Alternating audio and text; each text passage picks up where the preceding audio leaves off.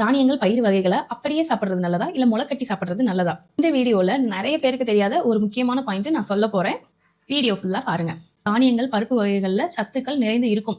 ஆனா அதை முளை கட்டும் போது அதுல இருக்க என்சைம் ஆக்டிவேட் ஆகும், சத்துக்கள் அதிகமாகும். நம்ம நார்மலா சாப்பிடுறதுக்கும் முளைக்கட்டி சாப்பிடுறதுக்கும் நிறைய வித்தியாசம் இருக்குங்க. நார்மலா சாப்பிடும்போது சிலருக்கு தானியங்கள் பருப்பு வகைகள் ஒத்துக்காது.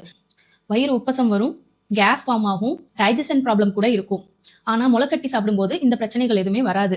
முளைக்கட்டின பயிர்ல நிறைய சத்துக்கள் இருக்கு. Calcium, vitamin C, antioxidants, zinc, magnesium, vitamin B complex அதிகமாகும், அயன் அளவு அதிகமாகும், மெயினா புரோட்டீனோட அளவு ரொம்ப அதிகமாகுங்க. நிறைய பேருக்கு தெரியாத பாயிண்ட் என்னன்னா, முளைக்கட்டிய தானியங்கள்ல விட்டமின் சி சத்து உருவாகும். நார்மலா விட்டமின் சி சத்து பயிர் வகைகள் தானியங்கள்ல ரொம்ப கம்மியாவோ இல்ல இல்லாமலோ இருக்கும். ஆனா முளைக்கட்டினதுக்கு அப்புறமா அது உருவாகும். புரோட்டீன் கண்டென்ட் இதுல ரொம்ப அதிகமா உருவாகும். சோ வளர்ற குழந்தைங்க, வெயிட் லாஸ் பண்ணணும்னு நினைக்கிறவங்க, ஹெல்தியா இருக்கணும்னு நினைக்கிறவங்க பயிர் தானியங்களை முளைக்கட்டி சாப்பிடுங்க.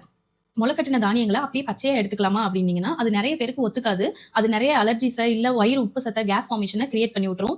இதனால ஆவியில வச்சோ இல்ல சமைச்சோ நீங்க சாப்பிடலாம். சோ குழந்தைங்க, பெரியவங்க, பெண்கள், ஆண்கள் யாரெல்லாம் ஹெல்தியா இருக்கணும்னு நினைக்கிறீங்களோ அவங்க எல்லாருமே தானியம் மற்றும் பயிர் வகைகளை முளைக்கட்டி சாப்பிடுங்க. நீங்க யாரெல்லாம் ஹெல்தியா இருக்கணும்னு நினைக்கிறீங்களோ அவங்களுக்கு இந்த வீடியோவை ஷேர் பண்ணிட்டு ஃபாலோ பண்ண மறந்துடாதீங்க. தேங்க்யூ.